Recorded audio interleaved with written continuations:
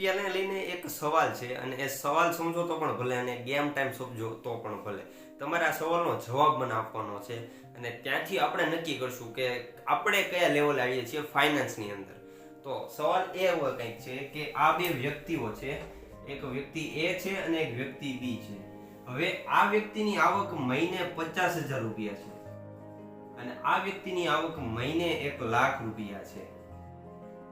હવે ઇન્ટરેસ્ટિંગ વાત અને આપણો સવાલનો મેઇન ટોપિક એ છે કે આ વ્યક્તિ જે છે એ દર વર્ષે આ જે 50,000 રૂપિયા એની આવક છે એ લેખે વર્ષે એની જે કુલ ટોટલ આવક છે એ 6 લાખ રૂપિયા થાય છે અને આની જે વર્ષે જે આવક છે એ 12 લાખ રૂપિયા થાય છે. હવે એ સમજીએ કે આ વ્યક્તિ વર્ષે માત્ર ને માત્ર 5% જ ટેક્સ ચૂકવે છે, જ્યારે આ વ્યક્તિ પોતાની આવક ઉપર 10% ટેક્સ ચૂકવે છે.